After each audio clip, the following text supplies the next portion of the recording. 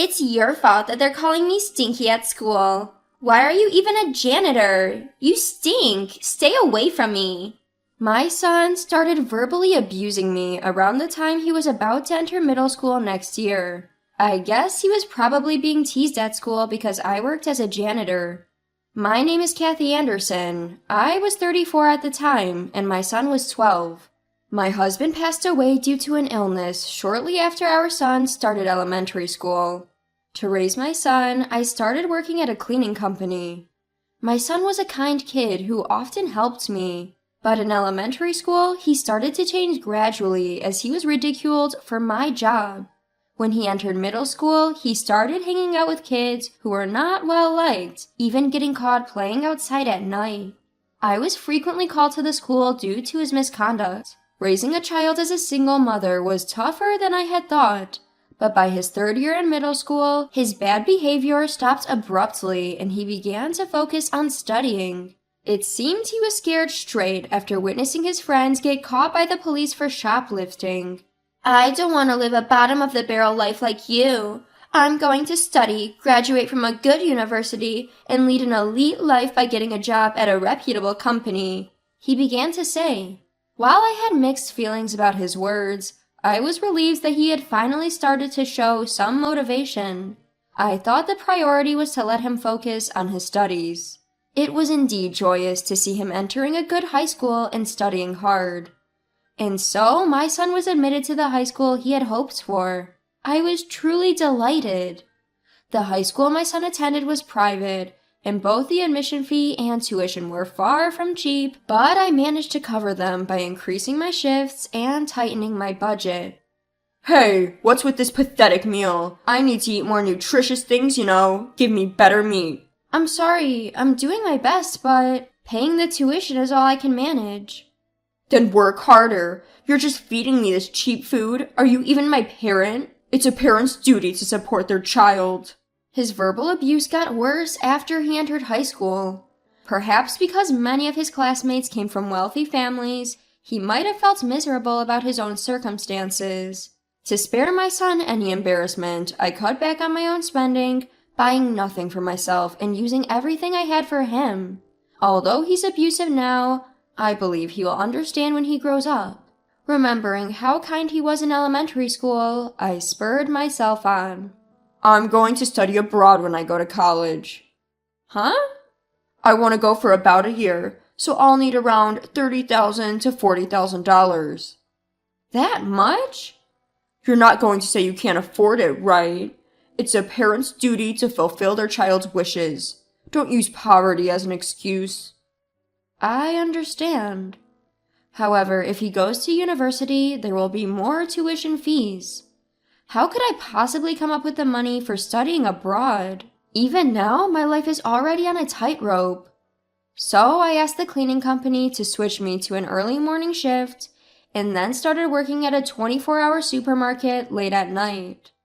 I worked at the cleaning company from 7 a.m. to 3 p.m., went home to prepare dinner for my son and do household chores, and then worked at the supermarket from 5 p.m. to midnight. On the days when the cleaning company was closed, I filled in part-time at the supermarket, working without a day off.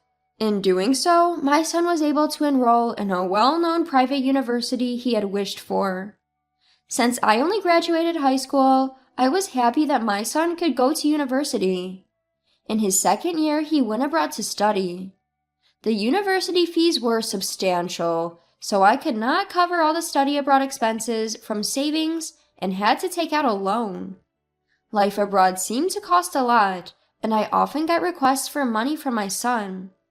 But I thought it was pitiful to let him struggle in a foreign country, so I kept sending him money even though it meant accumulating debt. After a year, he successfully completed his study abroad and returned home, although it meant delaying his college graduation by a year. My son came back and immediately started asking for spending money again. Hey Derek, you're a college student now. Couldn't you get a part-time job? Huh? You think it's okay for your kid to work and have fun? Unbelievable. I don't mean it like that, but couldn't you try to earn your own spending money? I have my studies. That's a student's job. If I took on a part-time job, I wouldn't be able to properly job hunt. Do you want to ruin your kid's future as a parent? This is why I can't stand people with a low level of education.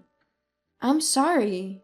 My son was the same as ever, but I was relieved to be able to get him through college safely. He got a job at a pretty well-known company, and it felt like a weight had been lifted off my shoulders. Once he started working, he finally stopped asking for spending money, which made life much easier. But the debts from his college and study abroad were still there, so I kept working day and night. After 4 years of him working, I was almost done paying off the debt. My son never contributed any money to the house, but I managed. I tried talking to him about contributing a little if he's going to live here, but he said, You expect your child to give you money? Being a working adult means having social obligations, and it costs money. You, a cleaner, and I, who work at a large company, are not the same. So I never mentioned it again. It's tiring to argue like this every time I say something. Maybe by this time I was used to living like this and didn't find working day and night too hard. But unknowingly, maybe my body was screaming for a break. I was probably pretending not to notice. One day, while I was cleaning a certain building, I saw my son coming out of the elevator. I inadvertently called out to him, "Derek!" When he saw me, my son made a very annoyed face. Huh? Who are you? Excuse me? I don't know any dirty old woman like you. Don't talk to me so casually. It's annoying. Derek! It was a huge shock to be yelled at by my son like that. My son didn't even look at me properly and quickly left the scene. That night, after finishing my late night shift and returning home, my son, who should have been sleeping, was up drinking beer in the kitchen. As soon as he saw me, he shouted at me like he had been waiting for me. Hey, old woman, what are you thinking? What are you talking about? Why did you call out to me in a place like that? That's a crucial business partner for my company. Is that so? I've been cleaning that building for a long time. What a coincidence.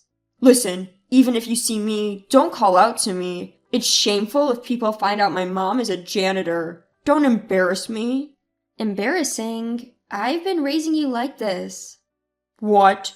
Do you think you can sell me a favor with that? I don't mean it like that. Anyway, if you see me outside, we're strangers. Don't casually talk to me. It's a shame for me if people know someone like you is my parent. It was quite a shock. I had been working day and night like a workhorse for the sake of my son, never expecting him to say something like this. I had been hoping that one day he would change, but now it felt like that day would never come. As I worked with these thoughts in my mind, I slowly started to feel faint. When I came to, I was lying in a hospital bed. The doctor told me it was due to overworking. You seem to have accumulated a great deal of fatigue. You've been pushing yourself too hard, haven't you? Did I pass out? Your colleagues were worried. They said you always work too hard, Mrs. I see. I ended up staying in the hospital for about a month for recovery. Of course the hospital staff contacted my son, but not once did he visit me during that time. But my colleagues took turns visiting me in the hospital, which was very encouraging. The person who rushed to see me first when he heard I collapsed was Mr. John Harrison. He is a kind person who always praises my work and is considerate of me. He had lost his wife early and raised his daughter as a single father. We had similar circumstances and we started talking a lot. You've done really well until now. I think it's time for you to take it easy. When Mr. John said that, I couldn't help but shed tears. It felt like all the feelings of being unrecognized and misunderstood that I had been holding inside were melting away. I realized that I had been stuck in the mindset that I have to work hard all this time. A month later, when I was discharged from the hospital, my usual daily life was waiting for me. But I had stopped expecting anything from my son, so I felt a bit lighter. Although I didn't speak to my son much, one day he told me he was getting married. The partner was the daughter of a high-ranking official at the company he was dealing with. That's wonderful. Well, it's natural for a man like me. After all, I graduated from a top university, studied abroad, and am working for a top company. I wanted to say, who do you think paid for all that, but decided not to say anything unnecessary. Saying anything wouldn't change my son. There is nothing to gain from an unproductive argument. But you don't have to come to the wedding. Huh? It would be embarrassing to have a parent like you come, so I decided to rent a parent. What do you mean by rent a parent? See, it's an era where you can even rent a family. If I can have someone who looks much richer than you attend as my mother, it would make me look good. You're having someone else attend as your mother? That's far better than you coming. So that's what you thought. Of course. You are not suitable for a top-class man like me. Don't come to the wedding as a poor, low-class person who scrapes by. Okay, then I don't care about you anymore. I'm going to move out of this house once I get married, and I'll never come back. I'm cutting ties with you. Okay, if that's what you want, I don't mind. Well, with that settled, I'll finally be free of having to see your poor face ever again. With that, my son announced his plan to move to his new place a week before his wedding and left. I said nothing and merely watched as he walked away. I thought at last everything was over. There was still one concern I had, but I didn't share it with my son. Little did I know how it would unfold. On the wedding day, my son called me incessantly, like a madman. Being quite busy, I initially decided not to answer, but his relentless calling left me with no choice. What the hell are you doing? Pick up the phone straight away. Not like you have any serious business anyway. I'm actually quite busy, so what's up? Isn't today your wedding day? Yeah, that's why I'm calling you. Get over here right now.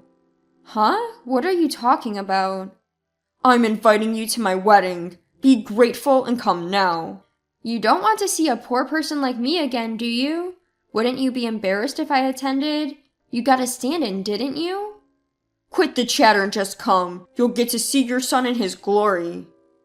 As I said, I'm busy. I don't have time to attend such a thing. Such a thing? Yes, so goodbye. As I was about to hang up, my son stopped me in a panic, his voice desperate. You wouldn't happen to know a guy named John, would you? The CEO of the company where my bride's father works? Why so? He approached me all smiles, saying he owed you a lot. Oh, you mean John Harrison? Yes, him. He's the guest of honor today. He said, I'm overjoyed that my precious employee's daughter is marrying Kathy's son. Oh, I'm quite familiar with John. Really? How do you know the CEO of such a big company? I told you before, didn't I? I work as a cleaner in John's company. That building?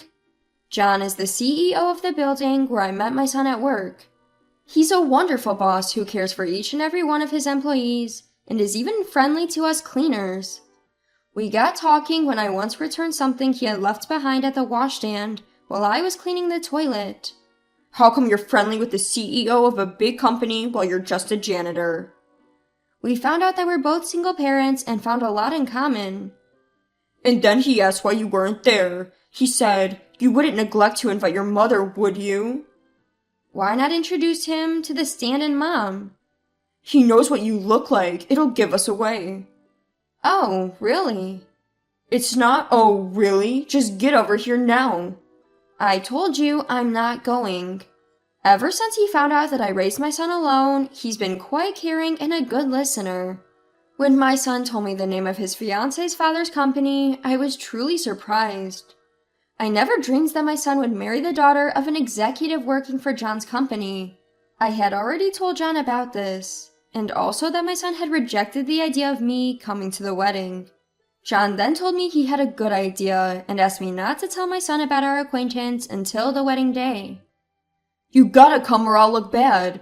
You're going around telling folks how you struggle to raise me all by yourself. And then everyone's like, you gotta thank your mom or something. And what about you, Derek? Thanking me? Are you nuts? Parents are supposed to raise their kids. Why should I have to be grateful for that? But this is making me look like a chump. It's your job as a parent to fix this. Get over here and brag about how I am such a good son to everyone. Hearing that makes me want to go even less. What? Are you even a parent?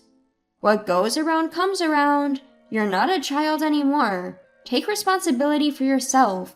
Parents aren't all powerful, and I'm not your parent anymore. With that, I hung up the phone. John was asked to give a speech as the guest of honor at the wedding. Later, he said he gave a great speech with a smile on his face. Someone had recorded the speech, and John showed it to me. Ladies and gentlemen, his mother has tirelessly raised her son, Derek, single-handedly, day and night. She even took out loans to pay for his college and study abroad, while Derek never worked a part-time job and kept demanding money from her. Now a fine working adult, he never contributes a dime at home and keeps spouting nastiness. On this fine day, he even told her not to come to his wedding because she would embarrass him. Let's give a big round of applause for our outstanding groom. There was John speaking loudly.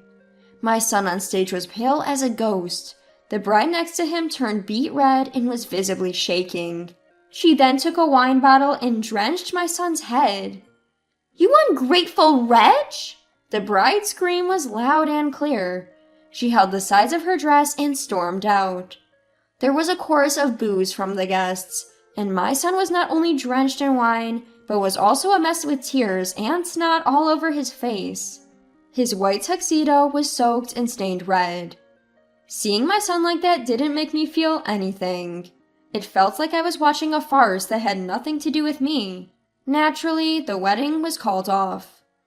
There were many guests from the company and clients invited to the wedding, so the news of what happened at the ceremony spread like wildfire. I heard he began to receive cold stares both inside and outside the office. It seems he eventually quit his job due to the hostile environment, but the details of the wedding went viral on social media, and he couldn't find another because of it. After his bride left, he couldn't afford to pay the rent for their new home, and I heard he was evicted. About a month later, I received a call from a public phone. "Mom, where are you right now?" Who is this? I don't recall having a son who would call me Mom. It's me, Derek. Oh, I do recall knowing someone by that name in the past. What are you talking about? It's my fault. Please help me. I don't have a job, can't pay the wedding expenses. I don't have a place to live. When I came home, you weren't there and someone else was living there. Oh, I moved from the old house. The day of your wedding day was moving day, remember? That's why I said I was busy. Where did you move to? There's no need for me to tell you. You're a stranger now. I'm living in a park now. A park? Did you become homeless? Yes, I'm living off picking up cans. You, who look down on janitors, are now picking up cans? That's a pity. Don't you feel sorry for me? Not at all. We're no longer related. Please never contact me again. Goodbye. But... I hung up. After that, he never called again. He might not have money to make calls anymore, but it's not my concern. I have no intention of ever seeing or getting involved with him again. Later on, I got remarried to John. His daughter, who had already married and moved out, was very happy about our marriage. From now on, just the two of us are planning to live our second lives happily as a couple.